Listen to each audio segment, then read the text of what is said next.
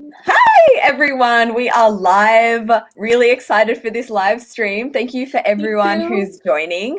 So here I am joined by the lovely Miriam in China and Alex from the channel Alex Absolute. Yay! So happy to have you guys here. I'm really happy So to be happy to here be here. too. How So are you exciting. guys? I'm good. Miriam, you go Yeah. first. Yeah, I'm Miriam. really good. Fantastic. It's been a very warm day. I've been Oh, spending it outside in my greenhouse, yeah. which makes it even warmer. But apart from that, it's a good day. What are you growing in your Anytime, greenhouse? anytime. Yeah. We are just growing a lot. Tomatoes and cucumbers are the things I'm most excited about now, and just a lot of beans and some Amazing. pumpkins and some um, squash and just a lot of different things. So it's very Awesome. exciting. That sounds fun. How about you, Alex? What's happening in Nice. your life? I've literally just got back from work. I finished work at 6:30, so I just caught a Didi.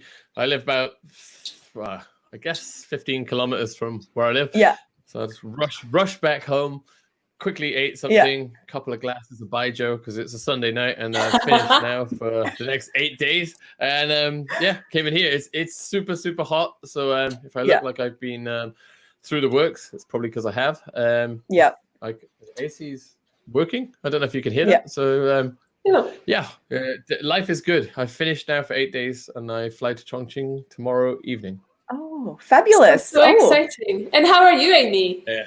I'm good. Yeah, I but had a sorry, lovely how rude. Sunday. How are you?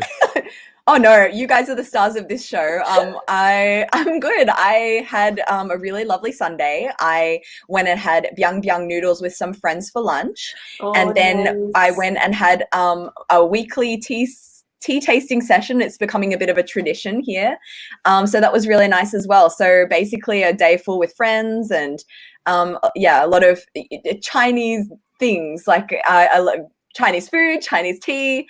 Trying to speak as much Chinese as possible. I feel like my Chinese is going downhill, so doing my best to practice that. But yeah, really nice day, and in general, I'm going very well. I'm very excited to chat with you What guys time is it today. in Australia now? It is currently 10 p.m., 2 past 10. Oh, so it's not that Oh, much different from here then. Not much different from here. no, No, 2 hours. it's That's mhm. Pretty cool. I always thought you'd Yeah, be it's like 12 hours different, but like behind us, like you'd like just no, getting up for I breakfast. when it comes to Europe and America, then we've got like a bit of a time difference there. But Yeah. with China, it's great. So when I was living in China, I'd always be able to call my parents and my friends, and they'd always be up unless I was calling them, 10 p.m. at night. In China, it would be pretty late. But yeah, it's very convenient time difference. But yeah. Yeah, For that's sure. Nice. a perk of the of the location. But yeah, uh, Australia. Cool. I actually watched one um, of your videos recently. oh yeah, The interview you did with Straya guy, right? oh yeah, Um, yeah, that was pretty interesting. yeah, That was yeah. He one of your came. meetups, right? Have you been doing meetups in Sydney there? I was. So I held 3 meetups and they were getting progressively bigger, which was great. But then things started escalating a bit when it came to the COVID situation in Sydney. Not out of control, but I thought, having meetups where you've got 30 to 40 people chatting with each other, mixing around, talking to everyone, and then going out and eating afterwards is probably not the safest thing to be doing.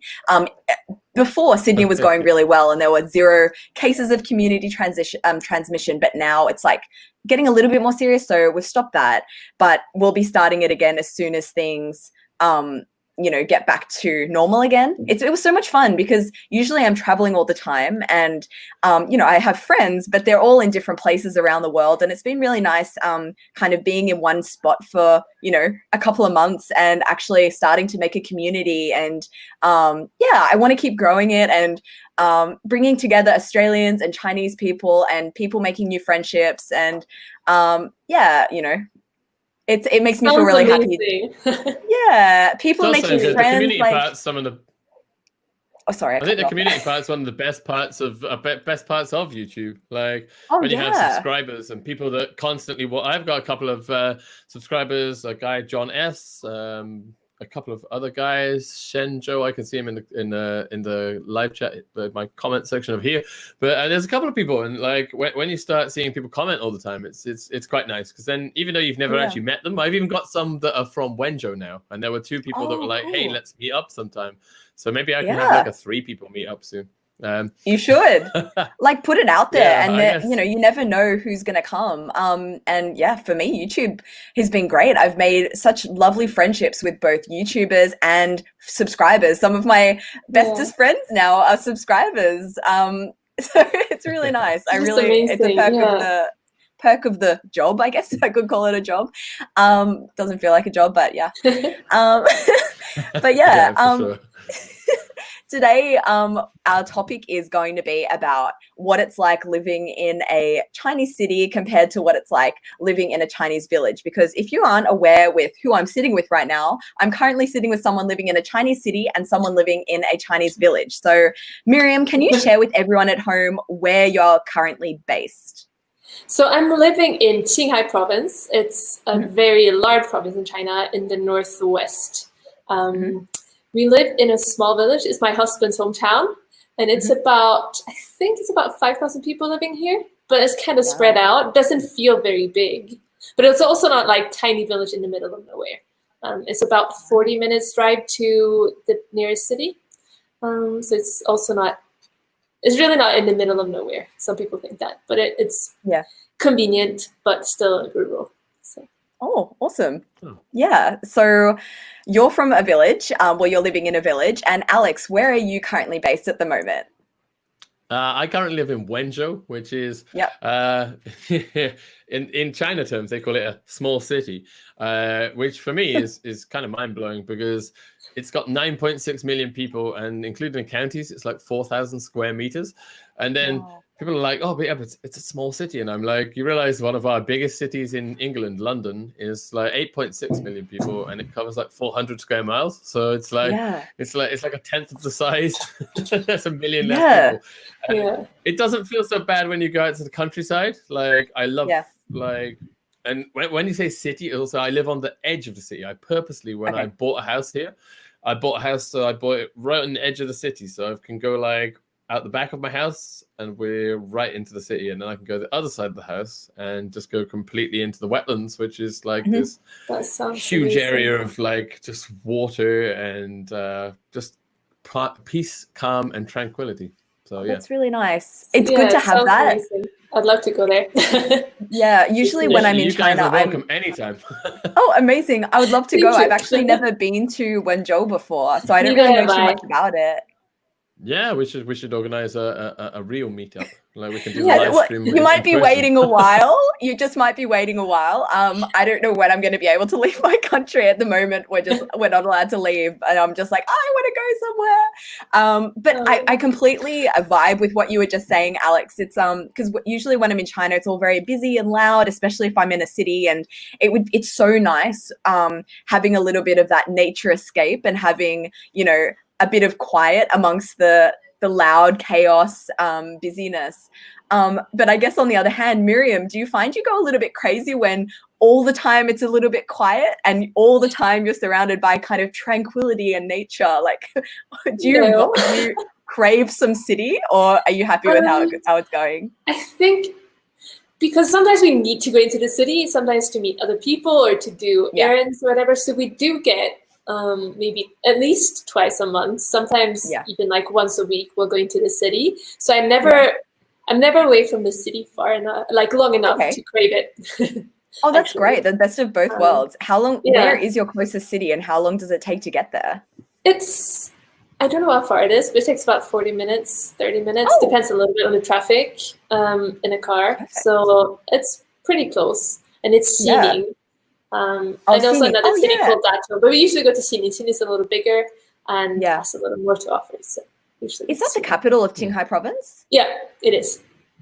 It's great. Okay. I always kind of imagined you being like the foreign equivalent of Li Ziqi. Yes, that's such a compliment. Because your videos are very kind of similar. You have like these lovely like Like I've watched a few recently where you've had the nice B-roll shots of like, you know, looking through some vegetables, kind of like some panning shots, and then you're over, like the camera's here and you're over there doing something. It's very similar. I think it's kind of calming. That's a really nice compliment, nice. I think. Yeah, That's what I nice. tell my It's friends about you. Yeah, it's nice. Like Thank I said you, to you, guys. like I said, I was saying to you guys privately when I saw the live stream that you guys did before, and the sign was in the background, and I just like not long watched the video where your husband carved the sign, and we watched him do the whole process from start to finish, and I was like, oh, I almost felt starstruck just for the sign. That's so sweet. It's nice because you start recognizing things that you've seen in the videos, and then you see elsewhere as well.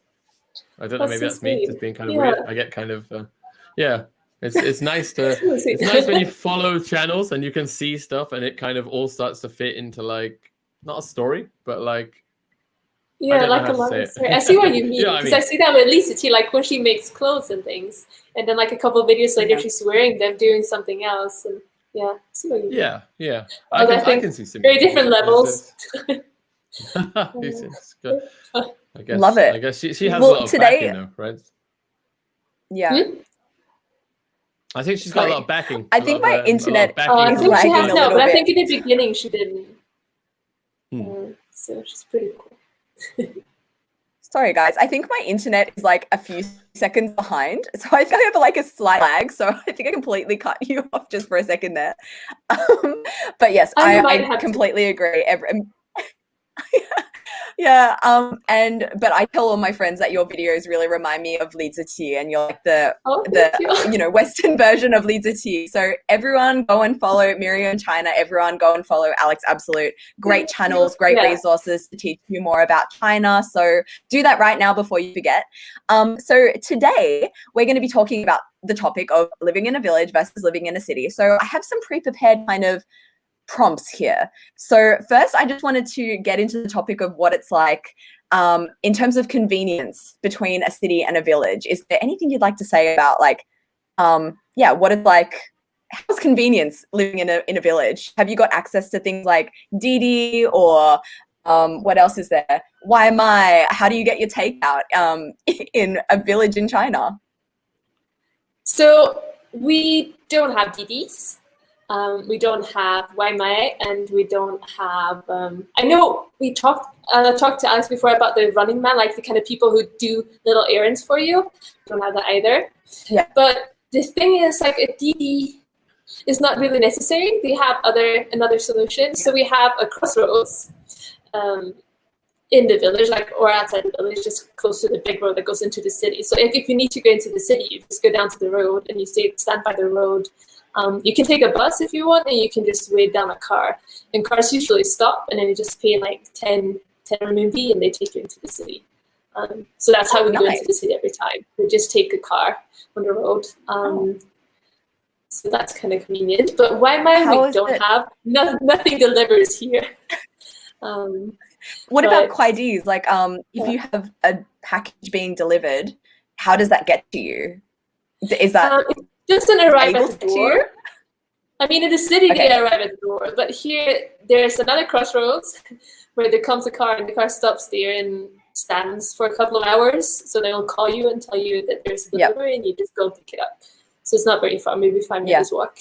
So it's also convenient. It's much more convenient than a city in Sweden, to be honest. They quite get the delivery system. So I'm very satisfied. With that. Yeah, I found that in China everything was super convenient, like with the apps and stuff like that. Everything can be delivered to you or can come to you and just make everything kind of a bit more smooth. But I was super curious to hear about how that would work in a village, but interesting to hear that it's still like very convenient. Still do the things you want to do and get the things that you need. Alex, like you're living in the city right now. Can you contrast your experience when it comes to like convenience? It's almost too convenient, to the point where there's a lot of stories about it here where people like when you buy stuff, or you can go online and you can use like Alipay, or you can use Ele.me or any of these super convenient apps. They have like a comment section. So there's been like spates of people that have been like, you know, like they're stuck they're in a public toilet and they've run out of toilet paper, so Yeah. they've bought something like innocuous, like a milk tea, got it delivered, and then just said, like, written in the notes, please can you buy some toilet paper and bring it to here and like pop it underneath. And that's just the tip of the iceberg. Oh, There's wow. all sorts of things that people like will That's buy, hilarious. just like a milk tea, and then tip that, you know, that they include like a generous tip for the guy that's Wow. gone and done it all. So it's quite convenient. Then we have the Running Man, like Miriam just mentioned. The Running Man's amazing. What It's is like the Running Man? Didi I'm not Dash. too familiar with what it is. The Running Man is basically, it's operated exactly the same as Didi Dash. Like, you know, your average Joe on the street can sign up for it and then do it. And instead of being like, you know, driving someone somewhere, it can be, you know, like, go to this location, someone will give you this, and then you take it to another location and then drop it off. And they have like a password. So when someone drops something off from the Running Man, they ask you for the password, and then you give them like a 4-digit password, and it's all good. We've had all sorts of stuff like that. We once, some friends of mine here, my wife's friend was looking to rehome her dog, but she wanted it to be someone nice. So Yeah. I had a friend that was going to take the dog. She was in Hangzhou, which is like, I guess, a few hours if you drove, a few hours on the train. A lot more if you drove, but on the train, it's, I guess, 3 hours. It's not so far from it's closer to Shanghai than it is here. And she put the dog and everything she had for the dog in a Didi and just sent it to us. So we just, it was the strangest thing ever. This car pulled up. Wow. The guy just pulled up. We opened the door, took the dog and the stuff. He never even spoke to us, and he kind of left. I mean, he didn't even look phased by doing that. In England, that would be like a mind-blowing thing. Yeah. Wow. It's convenience on the overdrive. Like, I literally now, I don't have to, like, because my house, I just need my finger to operate all the doors and stuff. And then the complex where you get in, because we have these big high fences, and to get in, you just scan your face. So you don't need to have keys. Yeah. And then to pay for stuff, you don't need cash anymore, because you just use your phone for Alipay and WeChat. So like the olden days I say the olden days, you know, black and white stuff, but you know, where you'd go out and you'd like check for your keys, your phone, and your wallet. Now you just check for your phone, and that's it. You go. I've been back to England twice in the last 7 years, and I just found it so inconvenient. It's unreal. Yeah, I think that you know, notice free it Wi-Fi everywhere. even more when you go back. I think. Yeah. Because everything is so slow. Like, even compared to village life, I think Swedish city life can be pretty slow and inconvenient. So I think that's just the only thing that's faster usually is the internet. The internet's not so fast here. I mean, it's not bad. Oh, but yeah. It's not, Interesting. Like, Everything. I would say that it's way faster than here. Sorry. Oh, really? In England, the internet seems to be faster. Here, it was slightly disappointing. I think it's been okay. I agree, but not... maybe because I'm in rural China. I don't know. Yeah. But my internet here is definitely slower. Yeah, mine goes through like good periods and bad periods. Like today, it seems to be kind of bad, but you know, some days it'll be great, and I'll be uploading at the speed of light. So apologies to anyone watching from home that may be seeing a bit of a grainy image on my end, but yeah, very convenient. Both in city and both in city and village. Coming back to Australia, actually, one of the things I notice is just like it's convenient, but you know, not on the scale it is in China. I think like apps have a bit of catching up to do. Like everything is on the apps in China. It's, you know, there's an app for everything. And I feel like, could be some improvement in Australia, but kind of takes me to my next topic. What's it like? What's the eating situation like in a village? Are you going out to restaurants? You don't have takeaway. So are you growing your own food? Like, are you cooking for yourself? What's the situation in terms of eating? We have takeaway if you go to the restaurant and take it by yourself. We don't have but we do have maybe 4 restaurants or something in the village. I'm not really sure, or maybe. they are very similar. It's like noodles and mian pian and liang qi. So I think it's those three restaurants Yeah. actually. It's not like I'm a vegetarian too, and it's not a lot of variety. We go there maybe like not even once a month, I think. So like Yeah. 99% we cook at home. And we, Nice. my parents-in-law are farmers, grew up as farmers, my husband as well. So we have like when we cook, all the wheat, all the rapeseed oil is our own. And during summer, a lot of our vegetables are our own. Like now when it's the middle of summer, we don't really buy any vegetables apart from like garlic and maybe chili. So it's very Yeah. healthy, I would say, the eating situation here. Healthy, and you know where everything Yeah. comes from, which is quite amazing. And I can mention too cool. something that might be a little different to the cities. Like here, because there are not a lot of vegetable shops, like there are no supermarkets in the village, so there are often little cars or little trucks driving around with a little speaker saying, "Oh, buy eggs, buy this and buy that," and then you just go out and catch the car and buy something from the guy who drives it. So it's a little different. I think that's a very charming aspect of village life. That's cute. Yeah. Yeah, that's so different. Super interesting. So I guess your husband is a super awesome cook. So who's doing most of the cooking in your house? I think it kind of goes in waves. This past week, I've been doing almost all the cooking, and then sometimes he will do almost all the cooking. We don't live with my parents-in-law now, but when we did, I was cooking a lot with his mother. It was usually the two of us cooking, and I learned so much from her, which was amazing. But now, I'm trying to learn more dishes as well. Oh yes, nice. That it's just amazing.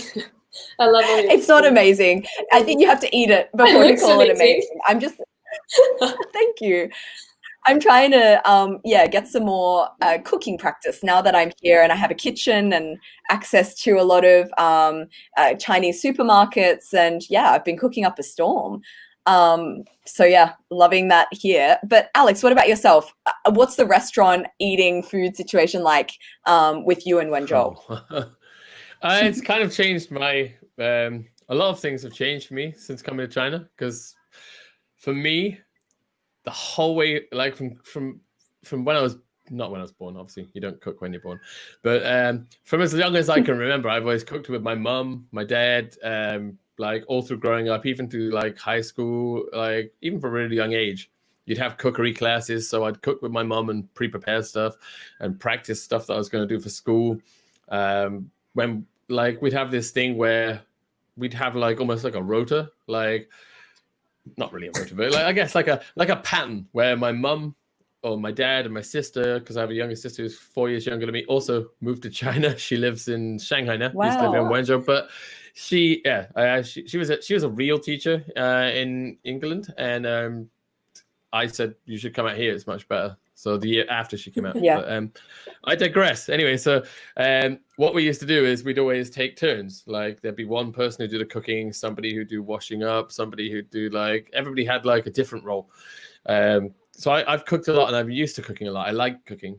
And then since coming here, I don't really cook at all because I have a super busy life. I'm studying a degree in graphic design while working full-time and having 2 children and trying to make videos for YouTube. So I do eat out kind of a lot, but I have a couple of friends who have restaurants right where I work. So I trying to eat healthy. It's kind of hard when you work in like a busy built-up shopping area, trying to find super healthy places that have a lot of variety so you don't get stuck into the same kind of niche or the same kind, not niche, I guess, eating the same thing every day. I'll go through periods where I eat like one thing, like chicken pesto basil pasta or something, and I'll eat it every day for like a month, and then I'll be like, I'm fed up with this and I'll change.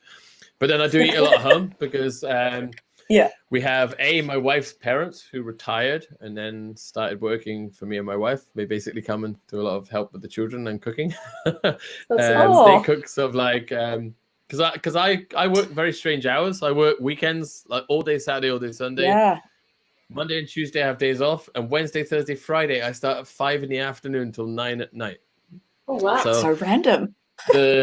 my father-in-law will cook us like the classic egg and tomato noodles lunchtimes. He'll do all Yum. sorts of he's pretty good at cooking. He does a sterling effort. He goes to all the markets, all the lovely wet markets, which are fantastic because the produce there is really cool. It's nice to wander around these places. And then we end up having to employ an IE to help us out.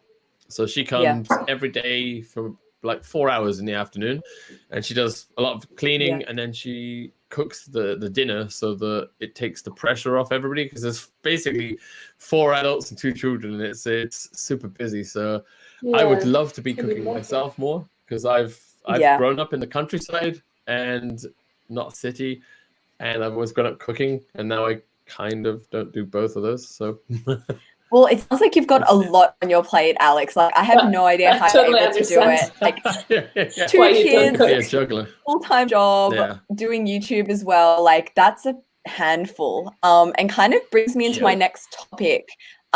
You guys both have kids. Alex, you have 2 kids, and Miriam, you have 1 kid. What's it like raising kids? Well, because I guess both of you have grown up in either Sweden or the UK. You know, it's a different kind of environment in itself. But how has it been raising children in China in general? Miriam, you want to go first? I feel like you have a little bit more experience as your child is older, your oldest child. Okay. Like for me, I'm quite jealous of Miriam, because as I've grown up, maybe you can bring up some pictures. You can see some of, like, I guess you can just choose. You can see which ones are China, which ones are here. I've always grown up in the countryside. Where I grew up was like a village. It was very rural. There was either farmers or like these like old kind of classic houses. And so we had fields for days and days, and we'd always go out and do things. I spent most of my childhood never at the actual house, like climbing trees, making dens, getting into trouble. That's in South Africa. Sorry, what's this one? This one's in China. This is this one is Boulders Beach, because I have a lot of my mum's side of the family from South Africa. So this is on my honeymoon, and we went to I took my wife back to South Africa to where my uncle and aunt are, and Boulders Beach is a fantastic beach it's in Cape Town. It's on the very most southern point in a place called Cape Point, and you can wander around on the beach in amongst the penguins. Just don't touch them. They will peck. That's so cute. But sorry, I think this was the photo you were talking about in terms of like this where is in you the grew village up. not far from my house. There's another one of just one house. I don't know if you can find that one. There's a singular house. This is the house where I spent, I guess, most of my life growing up. Yes, this one. This is where I spent most of my life growing up, and like we have neighbors, like I guess 50 meters either side, but it's in a very rural area of, I guess, 500-600 houses, and just a lot of fields, a lot of rivers, a lot of like I to get to the nearest bar or pub in a small village still, I'd have to walk for about 50 minutes, I guess. Wow. But I grew up in the countryside, and as a result, I think a massive part of being a child for me is just getting to go out and play and just adventure.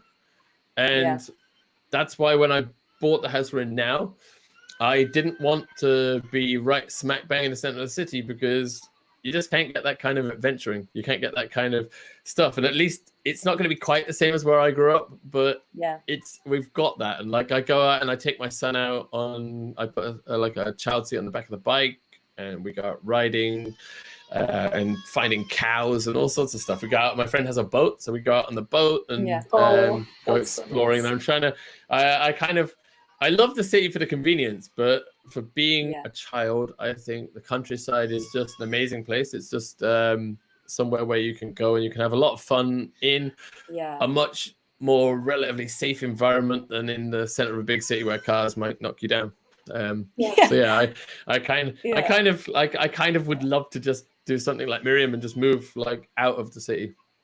That would, yeah. Do it. It looks really. I don't know what it's actually like for you behind the lens, but every time I watch your videos, Miriam, it feels so idyllic. I'm like, I just want to go and live in Qinghai and have a kid and live on this beautiful property. Yeah. How is it actually like I having mean, a kid in that environment?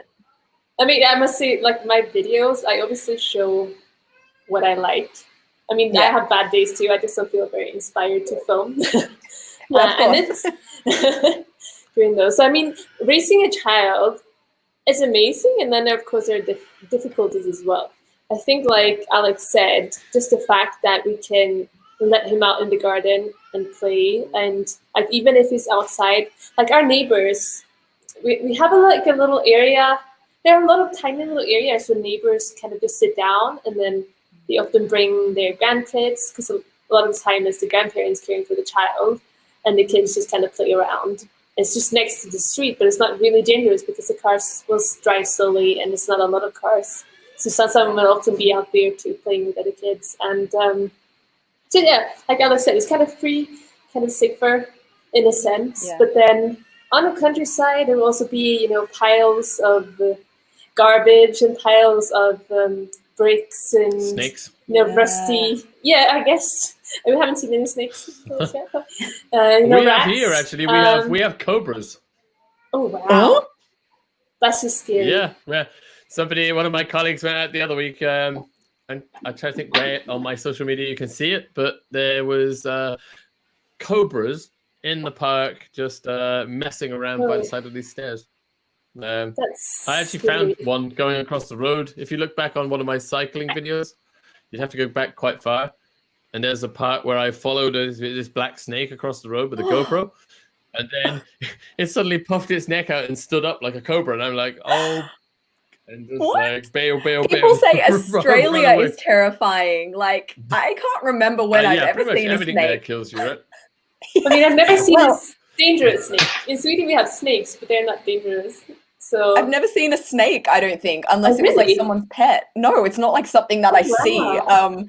If you're living in an Australian city, you can be rest assured you're going to be yeah. very, very safe. Like, yes, we do have extremely dangerous spiders and snakes and, jellyfish and sharks and stuff like that. But you're not going to see that in your day-to-day life. The only way you're going to like die from a spider bite or a snake bite is if you really get yourself lost in the middle of nowhere, in the middle of the bush, which you wouldn't go and do. So yeah, don't be scared of Australia. Where it's okay here. I've learned everything about Australia from Aussie Man comments. What's that? You don't know Aussie Man comments? Oh No. my! We're gonna after the show. I'm gonna have to send you some links. Google Please it. do. He's a YouTube guy, an Aussie Okay. guy that just commentates on anything. But it's like very Aussie. You're right, mate. I don't know. I terrible Australian accent, but yeah, You actually did quite well. it's hilarious. Oh really? Amazing. Okay, nice. Yeah. It was quite good. It's hard to do the Australian accent. But yeah. we have a chain of pubs in England that's called Walkabout Bar, and I used to be that guy that would always be in there when I was drunk and be like, "Hey, I'll have a pint of 4X, please, mate." Oh god. Yeah. Yeah, good Cringe. form. Yeah. Us Australians, well, most Australians like their beer and going to the pub and stuff like that. So you would fit in very well here, Alex. Yeah, if we can bri all the time, I'm good. I love a good bri. So going back to the topic of kids, from beer to kids, Alex, I heard that in China, in bigger cities, when you have kids, it's really convenient because all the malls, there's like a floor, usually like the 4th or the 5th floor, it's dedicated completely to kids. And there's all these kind of different activities going on there and play groups and paint classes. Have you ever taken advantage of that, or do you know any more about it? The malls, yeah, they've usually got. There's one that's not far from here. I have one of those e-boards. Oh, cool! So I know. Thank you to YouTube. So a company in Shenzhen was like, call in our offices. We'll just send you one. You can review it for us on the channel. Great. Yeah. It's amazing. It does 43 kilometers an hour. Wow. Which is kind of insane. Yeah, go figure. But I can e-board across to a big mall, which I think every single Chinese city has. It's called Mixed Sea, Wanshangcheng, which means 10,000 elephants or something. But anyway, it's not very far from here, and they have like a lot of children kind of facilities. So it's like every floor has the room, you know, with like the breastfeeding part, the baby changing part. It's all kind of well catered for, and there's loads of amazing children's play areas, soft play areas. Like we have them in England, but they're not on the level that they have them on here. Like they're kind of fun, and when you're a parent, it's the best thing ever because you're just accompanying your child, but essentially you're just having fun, and nobody can judge you. Yeah, like I don't know about you in the UK or you in Sweden, Miriam, but we definitely don't have. That's one of the things I found fascinating is there's all these facilities for kids in the malls, like an entire floor dedicated to kids and kids playing around. Like, is there anything like that in the UK or in Sweden? In Sweden, definitely not. I wouldn't say an entire floor, but there is places that are like, I guess you get things like in England we have this place called Jump. And they have like a warehouse, and it's like a soft play area. It's like they're pretty sizable. Yeah. Yeah. I think not to the same extent, but I would guess like one reason is because the Chinese cities are larger. There are more kids in the cities, and then I think like you said, a lot of it is after school classes. And in Sweden, kids don't really go to that many after school classes, not to the same extent as in China. Yeah. I feel like in China, a lot of kids in the cities, they have just, school, and then after school they have English classes and dance classes and art classes and all these kind of things. And they all kind of collected in the same place, kind of like in China as well. You have all the restaurants on the same street, or all the mobile phone stores in the same street. I think that's the thing. Like here in Australia, we do have like facilities for kids, fun play areas, but I think the difference is in China, it's all together in the one area. So it's when you have kids, that is very convenient. Yeah, I can imagine it would be. Yeah. How about education? How is it in terms of bringing up a kid and education in China? Do you know, like, I guess compare a village to a big city. Is there going to be a difference in how your kid is educated? Now I have never had a kid in school yet. My son is only a year and a half. But in my experience, like the people I talk to, there are a lot of options in the city. Like in our village, we have one school, we have one kindergarten, and that's it. And if you have like good contacts or a little bit more money, or a kid that is very good in school, then you can go to like a bigger town, like school in a bigger town or in the city.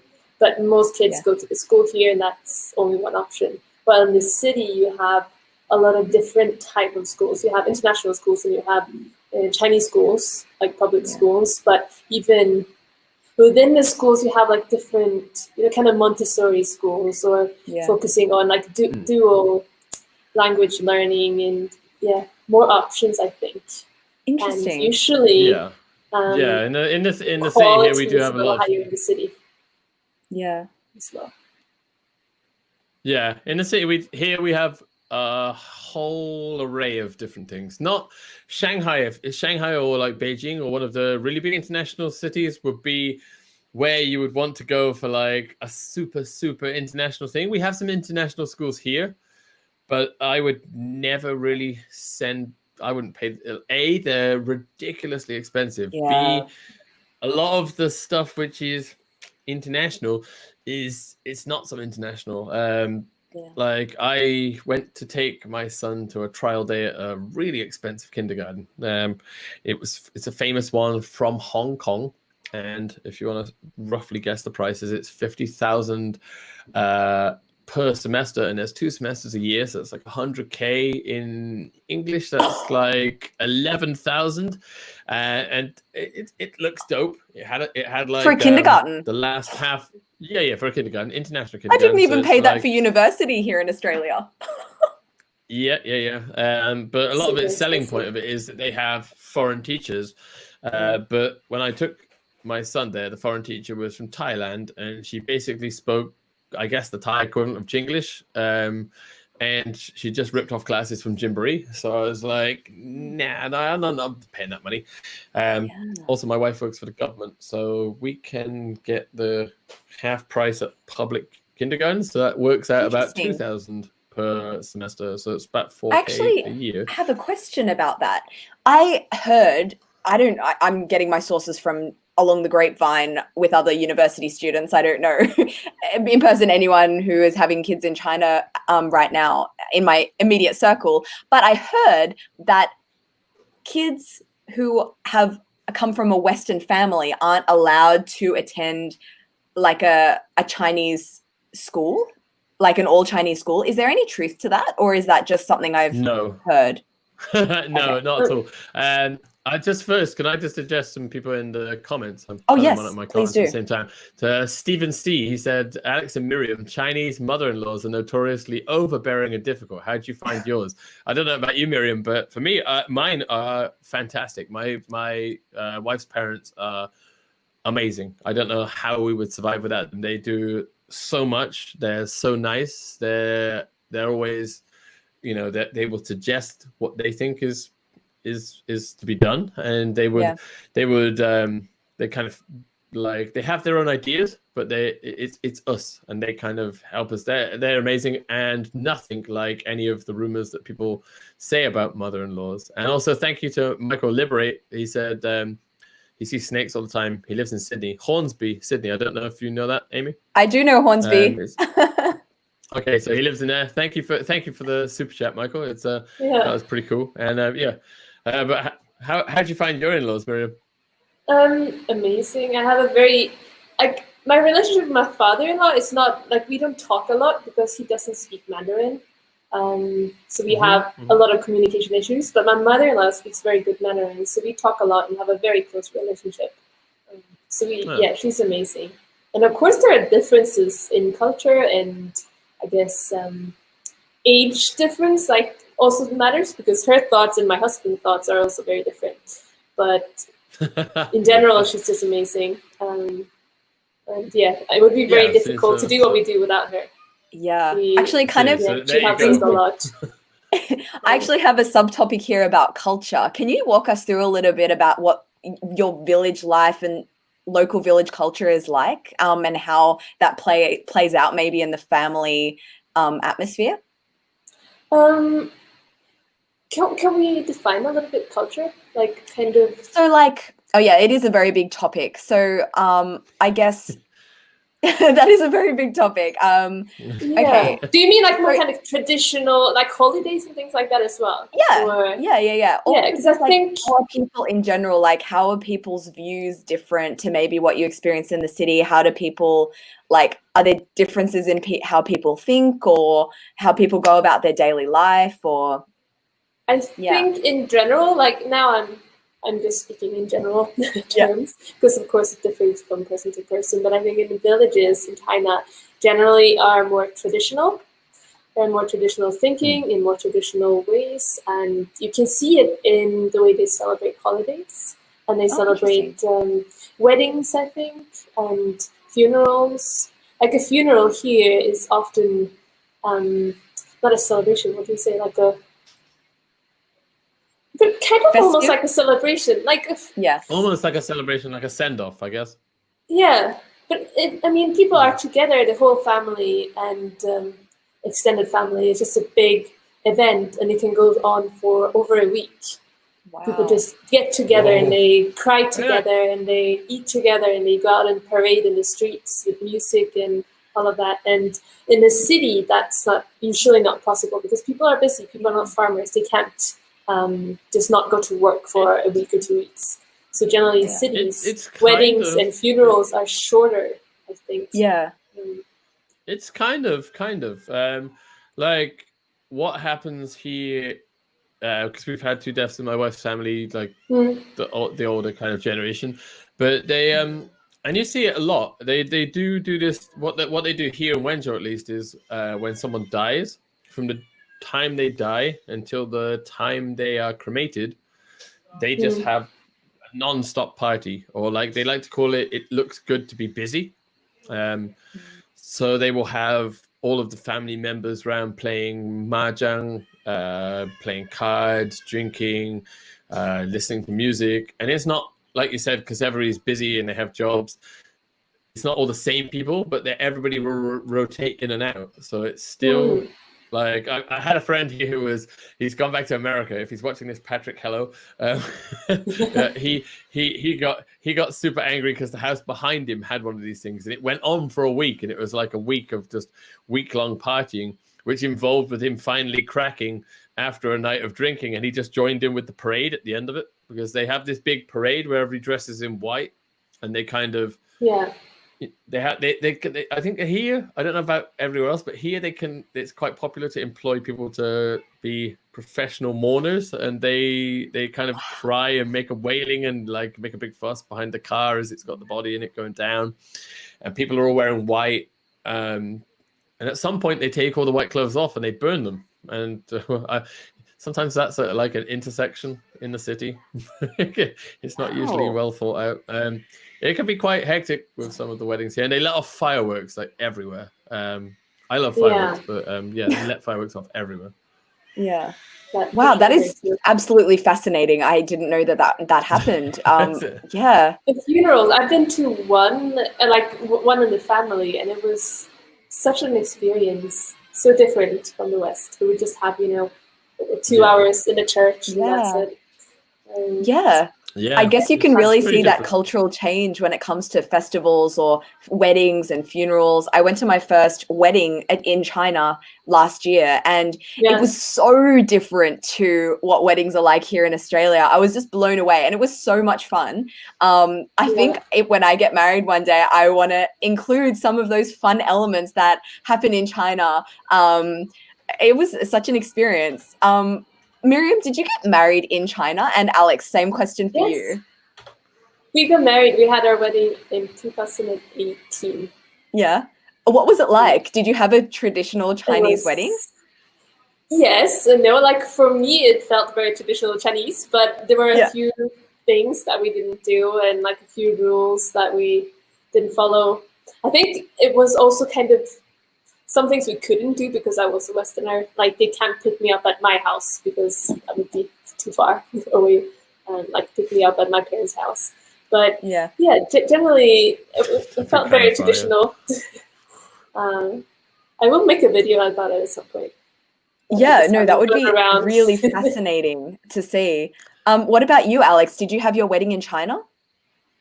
I just had the one wedding in China because it was too expensive. Like it kind of varies from city to city. I had a friend here who got married in Anhui, and it was like 70K all in. Like a Wenzhou wedding Wenzhou's very affluent city, I guess. So there's a lot of showy stuff, and like thankfully we got rid of a bunch of stuff that was just like overly showy, because I was like, I'm not paying money just to show off. But it was still 1.6 million or something ridiculous. Oh my gosh. Yeah, we had go figure that, and that's not even an average one, because we had about 400 people, so we had 40 tables of 10, and I went to a friend's wedding here, and there was 100 tables, and my gosh, that is so big. There's a lot of stuff, like you have, Malta. Malta is the national alcohol. You have to have 2 or 3 bottles of that per table. So if you do 40 times 3, and then it's a lot of money. There was some really cool stuff. The traditional stuff was really cool, like the whole process throughout the day. It was interesting to see the culture. Was it one day? Everything kind of collided. For you, the wedding? One day. But because we had the what's it called? Some really fancy name. The presidential suite at the Shangri-La. Because it was so much money. I think it was 18K. They said you can have it for 2 days, so we enjoyed it the next day. So it was kind of, I'd say, one whole day, and then we had a day of just enjoying this cool suite. But it was good fun, because it was from the whole morning. Like we did the whole morning, and we had it makes you feel super great, because I had like a team of 7 or 8 videographers and like 7 or 8 photographers. Wow. And then my wife had the same, and they kind of follow you around. And it's pretty cool. Like, because I had 9 best men, because that's the standard here in Wenzhou. So then my wife had 9 bridesmaids. And there was all these games. And it's kind of where you see the interesting things of the 2 cultures meeting, because my wife's friends were really impressed, because they were like, your friends didn't fuss, they didn't argue, they didn't get angry about anything, they just did all the games. Because it was like, you know, like brush your teeth with wasabi, and like trying to write Chinese characters that are ridiculously hard, or trying to find shoes. And I was like, my friends do this without even being drunk. Like, if you see the drinking games and stuff that go on, like this stuff's just, it was fun. And like other people apparently seem to find this a little bit like, I don't know. So a lot of my wife's friends argued about like the best men argued about the games being too embarrassing or whatever. So, I guess when you come from like cultures, like if I was to be in that environment, I would just be kind of lapping it all up and just getting amongst all the fun, because it's just so different from what we would be used to. But I guess when it is your culture and you're used to it, and you know, you're surrounded by all your friends and family, I guess I don't think I'd be inclined to argue if it was not my culture and I'm coming in as a guest. I'd just do anything anyone asked me to do. So I think I can understand that. But it's so different. Thanks to shout out to Alex from Reportify Media. Not only has he organized the whole of the Chongqing thing that we're doing at the minute, he's just sent me a super chat. So hi, Alex. Very nice. Thanks, Alex. But yeah, Awesome. it's definitely interesting with a wedding here, because I think if I wouldn't have enjoyed an English wedding as much as I enjoyed the wedding here. And I guess it's not per se saying English weddings are boring. It's just because if you come from one culture and you see another culture, it suddenly makes it a lot more interesting. Because it was amazing. It was we included elements of both. China traditionally has a lot of elements from Western stuff with the white dresses and stuff. Anyway, I guess. But it was good. It was pretty awesome. You can go back on my channel, and I've put one of my wedding videos up. An edit they put up for it. Yes, everyone go check that out. And while you're there, subscribe to Alex and subscribe to Miriam. Great channels. That's super interesting hearing about the differences in weddings and funerals, and how are the local festivals like? Are there in a village? Have you found, Miriam, that there are more local festivals? Because I know when I've been living in Beijing and in Shanghai, you celebrate the big ones like the Duanwujie, the Spring Festival, the Mid-Autumn Festival. Are there more kind of local festivals going on in a smaller village? I don't think so. I think the festivals that we celebrate are also celebrated in other places, perhaps not the same way or not as much. Like the Dragon Boat Festival here has nothing to do with Dragon Boats. Like there are no Dragon Boats here. And I know the last day of Chinese New Year, they have quite a special tradition that I don't think is anywhere else in Shanghai, where they jump over fire. So we light like little haystacks. We put little haystacks along the street, and then everybody just has to run and jump over them, like all the neighbors together. That's so cool. And just kind of, they have their own take on the festivals. We had like a fire thing. We had like a fire thing you had to go over at one point. Yeah? Yeah, but just me and my wife. Like not everybody. For the Spring Festival or for what festival? Oh no, for getting married, not for spring. Not for Spring Festival. Oh wow. They kind of lit some kind of things on the floor, and then kind of jumped. You didn't jump over it; you kind of just walked past it. I guess it was like you're so in the many little fun elements, and from what I've learned from talking with people, it seems that weddings and I guess funerals would fall into this category as well. It just vary completely depending on where you are, whether you're north or south or this village to this village. I guess it's just so depends on where you are. And you go to a wedding in Fujian province and it may be completely different to a wedding you go to one day in the northeast of China, which I find fascinating. And I hope more people continue to invite me to their weddings in China. I'm very disappointed that you guys are already married because so we didn't know each other before. Yeah, damn it. I would have definitely made a trip to Qinghai to see that. But there has been a bit of a talk in the chat here, and this is the question that everyone wants to know about.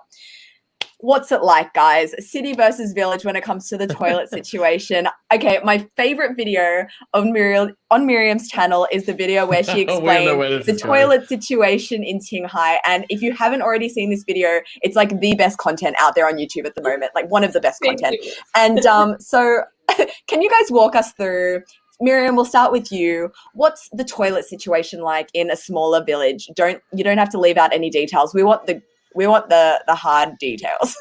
So we have our house and a little yard, and kind of at the opposite side of the house is a tiny little house, which is our toilet. So it's a square hole about the size.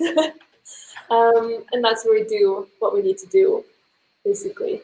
And its use, like what I like about it, from like a sustainability point of view, is that it's kind of composted and reused as fertilizer in the fields. So nothing's wasted. It's not just flushed away, which I think is pretty cool. So I try to find all the positives. I like that idea is pretty good. Yeah.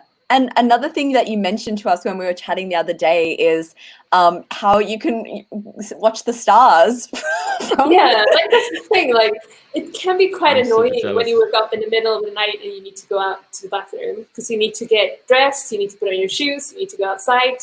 But that makes it up because usually when it's dark, you just stay inside.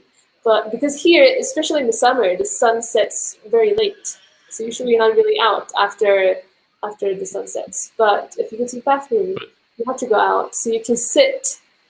Like we have a little door in our toilet with a window, and then there's a second window as well, so you can literally sit, do your business, and look at the stars, which is pretty fantastic. That's a good pro. But do you have to go out? Huh? I mean, you said you have to get dressed. I mean, but do you? I mean, you're in the countryside, right? Is there anybody to see if you just didn't? But there are people, like in the countryside, people here, it's very different from the west, the western countryside, because all the houses are in the middle. So like where our yard ends, another yard begins. They're just walls, brick walls. So they're actually people with higher houses than the walls with windows. So you would rather get dressed, when you go out. Maybe you could just put a pipe across. A pipe? From a window. Like from the upstairs window.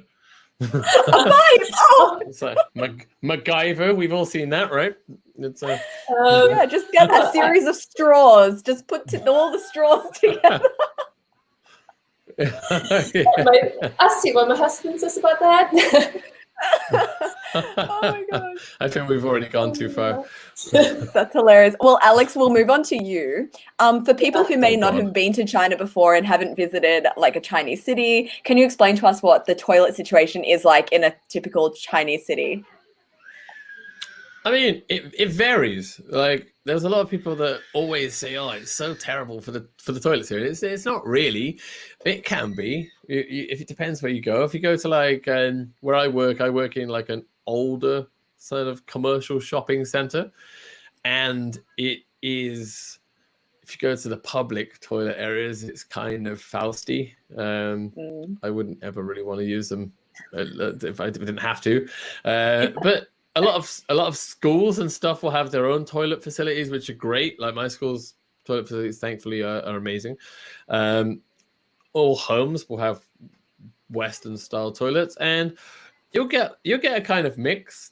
Sometimes you'll find like the high end, like like the mixy malls and this kind of stuff have fantastic toilets that are really well serviced, and sometimes you'll find that you have the ones where we go into the countryside around here, or sometimes in like different parts of the city where it's basically like a trough and there's no door and it's like a waist height wall. You can almost high five for people that are outside. I guess you just China kind of makes you a lot more brave and a Yeah. lot less interested in like things that you maybe feel a little bit prudish about before. After a while, you're like, nah, it's okay. It's all I good. couldn't I feel agree more. like when you travel here in rural Shanghai, like the public toilets along the street are usually, like you said, a house and then just kind of tiny little walls dividing it up. Yeah. But I've been in Beijing too. In one of the hutongs, I was going to the Yeah. bathroom, and there were no walls. There were just a little, like a long, what do you call, a sewers, Trough. and you were just Yeah. supposed to sit there. Yeah, and Yeah. The one thing Yeah. the one thing I found about the toilets, which is really this is kind of funny, is that in England, like an entrance to a toilet would be kind of like, you know, they made like an S curve so that you wouldn't so that somebody walking past outside couldn't see you. But here, there will literally be the urinals, the door, and then people just like flowing past, and you're like, you can literally just talk with the other women while they're queuing for the toilet. It's privacy sometimes isn't like the main priority of the toilet. And I guess No. being a foreigner, you're probably getting a few looks as well. Like, it's not just, oh, there's a guy peeing. It's, oh, look, there's a white guy peeing. Yeah. There's a great meme with all empty toilets, and then, you know, like the one foreign guy that's here, and then a Chinese person next to him saying, "Oh, where are you from?" That's so awkward. Like, when I've been traveling in more rural areas, sometimes I'll come across those toilets that are just a big room, a couple of troughs on each side of the room, and maybe like a courtesy little barrier, but the barrier will come up to your shoulder. So you're really just like, hey, how you going? What's up? And you kind of learn quickly to just like do your business. It doesn't matter. Everyone's the same. I always take the one in the far end. That's what I do. At least, so at least like maximum have one neighbor. Yeah. No, that's a really good idea. Yeah, you get a huge variety of toilets, and yeah, that's the thing, like the variety, because you can find really nice luxurious toilets here, and you can find like extremely basic ones. Yeah. Well, I think we've exhausted the topic of toilets, or is there anything you'd like to add on the topic of toilets before we move on to our next topic? No, I think okay. Well, I want to talk about housing because I guess one of the biggest differences between living in a city versus a village is that in a village, you're probably going to have a lot more space. You might be living in a house compared to in a city where, unless you are extremely over the top rich, you're going to be living in an apartment. So how has that been? Like, what can you explain? Like, what you're living in Qinghai there, Miriam? What's your living situation? We live in a house, and like land here, you can't buy land, so you can't, like, you don't buy a house. You have land that's passed down within your family. So this land is my parents-in-law's land, and the house is a house that they built. I have no idea though about prices, how much it costs to build a house, but they build it themselves and with the help of neighbors and family. And it's a pretty big house, and it's not really utilized at all, especially not now that my parents-in-law are not living in this house. So it's we have 3 bedrooms at the bottom floor, a kitchen and a living room. Top floor we have 2 bedrooms, quite a big like hallway, and another living room. But we are almost never on the top floor. It's usually if we have guests coming and staying, we stay on the top floor. But yeah, it's space, a lot of space, like I said, compared to the city. And there's nothing like rent. It's cheap to live here, for sure. Oh, actually, can I ask you while we're on the topic, like, I guess living in a village would cost significantly less than living in a city. I lived in Shanxi, in a small town, about 10 to 15,000 people. We lived in an apartment, and that's also a huge difference from Beijing and Shanghai. Like we paid 8,800 for 1 year for a 3-bedroom apartment with living room and a nice kitchen. Did you say 800 for 1 year? 8,800. So almost 9,000 for a year. Still very cheap. Less than 1,000. Yeah, still less than 1,000 RMB a month. Yeah, that's and really I mean cheap. that's less what a lot of people I know pay per month in Beijing. So it's a big difference where you live. Yeah. Oh, that's super interesting. Alex, how does Miriam's situation compare to what you're living in at the moment? So, firstly, how many people are you living with at the moment? Like, how many in your household? Oh, just me, my wife, and my two sons. Oh, My I thought wife's that maybe parents the live. in-laws were with you as No. well. They have Okay. a super big house. If you look back in my earlier videos, I did like a tour around it. It's on spread across 2 floors, so it's almost like a house but in the Oh, sky. nice. Oh, It cool. has this big balcony. It's kind of old, but I guess it's like 500 square meters, which is That's for an Wow. huge. apartment. It's pretty big. Like Yeah. that's why like when we initially I came here, I worked for like a kind of a primary school, and we had Hmm. housing on site. And then when we got married, my wife kind of moved in with me there because it was kind of convenient. It was nice, like it was good Yeah. quality apartment on site. When she got pregnant, we moved back.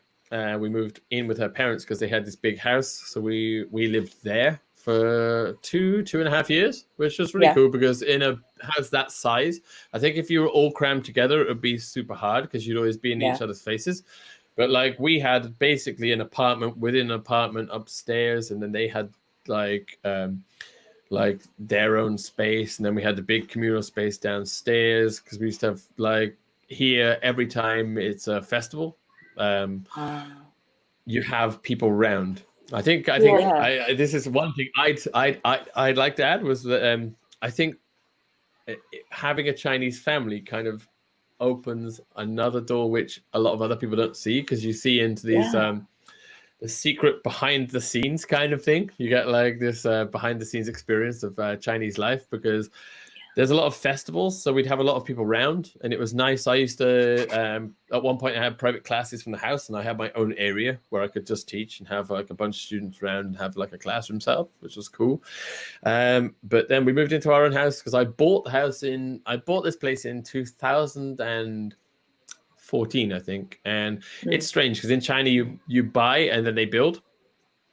I Okay. Oh. bought with yeah, if you want if you got a few minutes, the Yeah, whole please. I'd buying a love to house know. experience, the buying a house Yeah. experience in China is insane. It's just nothing like the UK.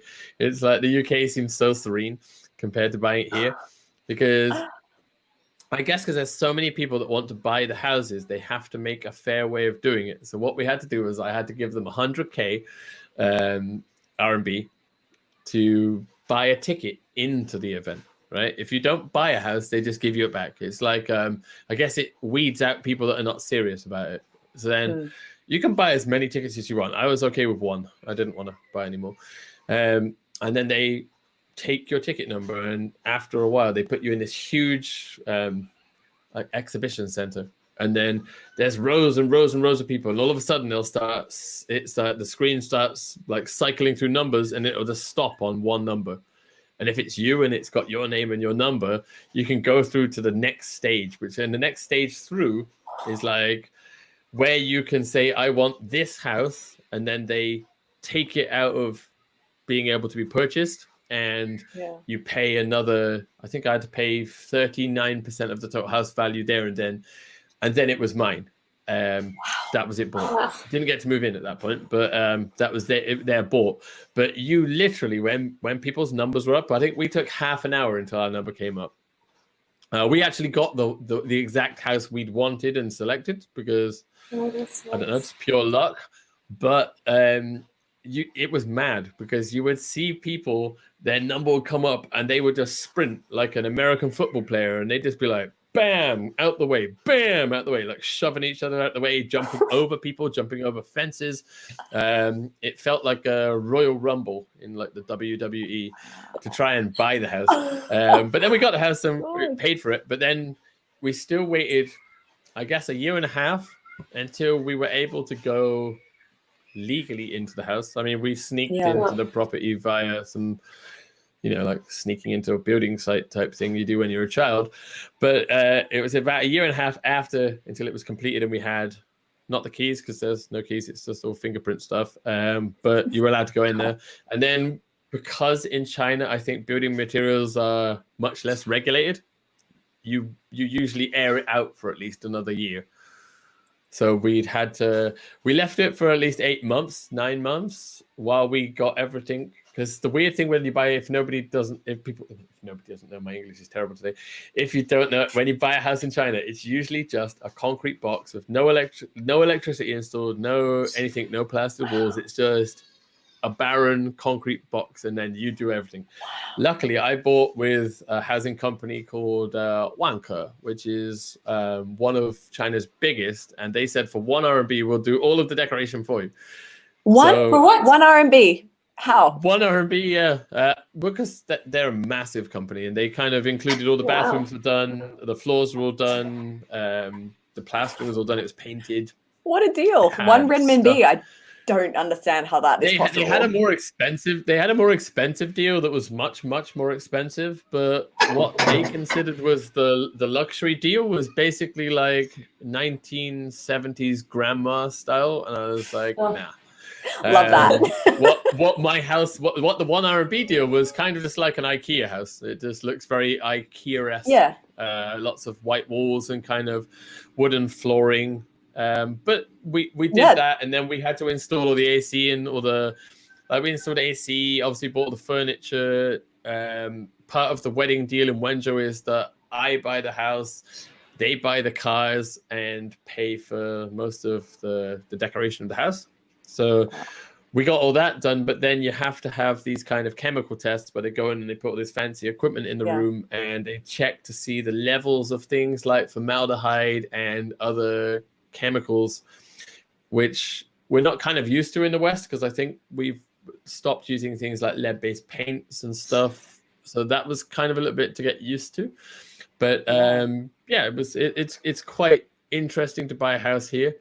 But when you buy it, it's really good. Like we have like ultimate security. Like they have electric fences. It's all very well, because you pay a fee for the complex, and then they have like a clubhouse with activities, and they have a swimming pool in the middle, and it's pretty nice. Pretty decent and pretty nicely contained. But it was interesting. I still miss living in a house though, because having I guess you guys would call it a yard, I would call it garden, is something I kind of miss. I really liked having a garden. That's the one thing I'd like to in the future kind of upsell my house, because I bought at a good time. I think my house is tripled in value at the minute, so I'm gonna try and maybe I'd like to buy a house with a garden, because it's kind of essential for life, in my opinion. Kind of I like having a garden. I like being able to just walk out the back door in bare feet and feel grass under your feet, and kind of have a barbecue, or just just have that kind of, it's nice to it's a nice thing to have, right? Yeah, I love that. Yeah. Oh, cool. Oh, that's I've never heard about anyone buying a house. That was interesting. Yeah. Sounds like quite a crazy process. It wasn't easy, because they don't usually sell houses to foreigners. So for a foreigner to buy a house kind of confused them. Yeah. But I did it. It was it's done. It's done and dusted. I got it. Well done. It sounds like you got a pretty sweet deal, and 1 renminbi for all your furnishings and wooden floors. Yeah, man. Ride that wave. Yeah. Yeah. I was also wondering, in terms of just like general living expenses, what's the cost of living like in a village? I can only imagine it's just a fraction of the price for everything, in terms of like food, expenses, bills. Like, how's your experience?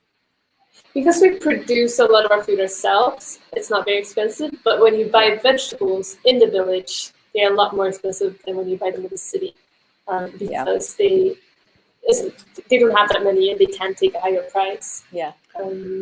People only go to the local shops if they really need to buy vegetables. I can imagine. But then things like bread and noodles and all that, you can buy really cheaply.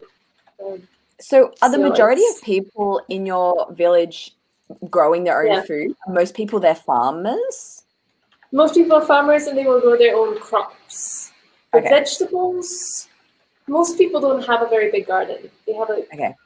pretty small garden. They'll grow like a few things, but usually not enough to sustain like a family. But then a lot of people would raise their own pigs or chickens. So we have a lot of that. So people are What's the like if they population? needed What's to, the they could population live of your village like that. again? Sorry. I think it's about 5,000 people, but it's kind of spread out. Like we have different kind of little centers. Okay. But Yeah. There's someone just asked in my side chat here, what's the population? So 5,000 for Miriam and 9.6 million for me. And 25 million in Sydney. Whoa, if anyone was capital, interested. Right? Capital. I didn't know that. Oh, wait. No, wait. No, that's the population of my country. I'm so sorry. I have no idea what the I was population thinking like that's a huge city. That's like that's pretty Shanghai insane. size. 25 million. That's definitely wrong. I'm pretty sure I just gave you the size of the population of Australia. Does Australia have provinces? We have states. So we have States. we have states. New South Wales is one, right? It is indeed. Do you want to name another? I'll give you a point. I know. Is Queensland a state or is that a city? It I'm is. not sure. It is. Oh, 5 keep points. winning at Gryffindor. Australian stuff. Yes. Yeah, you guys need to come visit me when travel is back to normal. For I sure. would love to visit Australia. I would love to as well. Yeah, that'd be great. Has Sun ever been to the beach, Miriam? Yes, he has when we were back in Sweden last summer, but he hasn't been for about a year now. So it's Wow. Well, there's lots of beaches my here. son loved the beaches in France. He was jumping in waves was one of his absolute favorites. Oh, so cute. Sun actually didn't swim a lot. Like he was not a year yet. I think it was like 8 or 9 months when we went to Sweden last summer. So he was like, my mom took him down in the water, but he was just kind of scared. Yeah. It was kind of weird and big and cold. Because in Sweden, the ocean is not very warm. Yeah. It's pretty cold. Like regardless of what time you go in, it's cold. Oh, here's an interesting question from one of my side chats. Stephen C asks, Miriam, without the benefit of broadband internet, would you live in rural China or anywhere rural for that matter? That's a good question. Probably not. And I think I could not live the way I do now. Because now, even though we don't make a huge income on YouTube and our Chinese social media, it's still enough when we live in a village. But if we lived in a city, it wouldn't be enough, and we wouldn't have access to the kind of videos we want to make. But yeah, if we didn't have broadband, we would have to find other jobs, I guess. Yeah, that's a super or just be creative. But like Because right now, if I studying, think about it, if I didn't have internet, I could probably not live here, like economically. Because you study the same as me, right? Do you study online the same as I do, right? I don't study now. No, I studied when I came here. Oh, okay. I was studying. What but did you now, study? I studied at my Swedish university, and I was writing, like when I was here, I was writing a thesis. I was comparing the Chinese feminists called Miriam and a Russian-American one called Emma Goldman. Because they're very similar ideas. She's really cool, that Chinese feminist. If people don't know about her, her name is He Yin-jen, and she was active like 1907, around that time. Really great ideas and very like ahead of her time. It's really cool. But yeah, that was like, what I was doing here for about 1 semester or 1.5. Cool. Cool, yeah. Well, fab. We might think about ending this chat soon. Is there anything you'd like to add or any last minute questions you'd like to address from your chats? No. Subscribe. Are there any questions? Hey. Let's see. Yeah, subscribe to my channel. Have a look. If you're not subscribed to my channel, subscribe. If you are, help me out. I've also been trying to start this because I haven't got 10k subscribers yet, so I can't use the stories function on. I keep doing this a lot today. I've just realized. The stories function isn't available to me yet, so I've started a WeChat channel. And Cool. Really? if you get, I discovered if you get 100 followers, you can get verified, kind of like the unicorn you're never going to get on Instagram. And I'm like, I need 44 more people. So just scan. Oh, your WeChat. If you go to my community tab, there's a QR code you can scan there. Perfect. Just scan that. And, Oh wow, yeah, I'll do that. Get me. Yay, I'll Provide do it me too. with Let's some get kind Alex of to 100, endorphins. 100 followers. I'd also really like to break 5K because I had this kind of thing where my YouTube was growing like super, super fast, and then it just went doof. And Yeah, you never know what the algorithm is going to Happen. do. So weird. yeah, Yeah. I think maybe an algorithm change. Maybe I'm just awful. I don't know. I doubt We'll that. see. You're lovely. Yeah, I think it's Thank just you. things happen like that. Like I feel like when I grow as well, sometimes I grow really fast, and then sometimes it just Hmm. is really flat. Yeah, Same here. yeah. But I don't know why. It's not a full-time thing for me, so I'm really not as much as I say I'd love everybody to subscribe to my channel. I only actually want people to subscribe if they genuinely watch my comment, like it, Yeah. because I don't want to be a pleader or an ass kisser or anything like that. I just like, it's such is life. Some people will like you, some people won't, right? And if you like it, hit that like button. I don't want to say any of those cliches like smash the like button, or anything ridiculous. Or you see people that kind of like, make a big deal about begging for subscribers or money. I'm not going to do that. If you like me, please do. If you don't, no worries. I'm cool. We're not all going to be friends. So someone's asking in my comments here about your QR code, and to get your QR code for your WeChat, you go into your community tab. So going to Alex Absolute YouTube channel. Yeah, you have to go to my channel, and then there's like a bunch of tabs, and it's like like my videos, my home, and go to the community thing. And if you go in the community thing, there's a bunch of community posts, and it's just like the kind of like, I guess, like the WeChat moments. And I put a QR code there. It doesn't work for everybody. I think if you're international WeChat account, maybe some people say that they can access it, but a lot of people say that they can. So try. You Go can in just and scan the Q. Yeah, go in and try. If it takes all your money, thank you. And yeah, That's a joke. That's a joke. There's a question here for you, Miriam. Someone wants to know, what vegetables do you have in your garden right now? Yeah, I was just gonna say that too. Like, so I'm gonna say like what we have that's ripe, because we have a lot. But what's ripe right now is broccoli and kale and white cabbage. Oh, that's somebody from Chinese mine. cabbage, peas, beans, cucumbers, salad, beetroot, and the kind of salad stem, Chinese salad stem. Like you eat the stem of the salad. Yeah. And then carrots. We can eat some carrots as well. Oh wow, you have such a nice variety. What have you guys? amazing. I guess it could be to both of you. What kind of vegetables? We're on a vegetable theme. What kind of vegetables have you discovered or come to enjoy while living in China? Lotus root. Yes, I would agree. No, same. For me, that was lotus probably. I love lotus root. It's great. It's so so unique. It's like nothing we have in the West, and it's just so versatile. It's amazing. I think lotus root. Yeah, I agree. I would say the same. Yeah. Also, these things, is it okra or something? It looks Okra, a bit like maybe a courgette, the green one. Oh, yeah. Okra, yeah. I love Those. There's a lot of just different vegetables here. Like they have like the winter melon. Is it donggua? There's the summer melon. There's all sorts of different ones that they have here, which are pretty good. That's the best thing about the wet markets, and it's probably one of the most misunderstood things about a Chinese wet market. Thank you, COVID-19. But they're just fantastic places where you go and you can see like wall-to-wall vegetables and all sorts of stuff that you've never and all the spices seen anywhere else. Yeah, it's amazing. I've got really into like a lot of these places we have here in Wenzhou. They're like vegan buffet places, and I'm like a full meat eater. I'd like to try. Actually, I've said to you in the past, Amy, I'd like to try doing like see if I can survive for a couple of Yeah. weeks or a month doing a You'd be- vegan you'd diet. be Just fine. Like it's Vegan is- amazing in China, I think.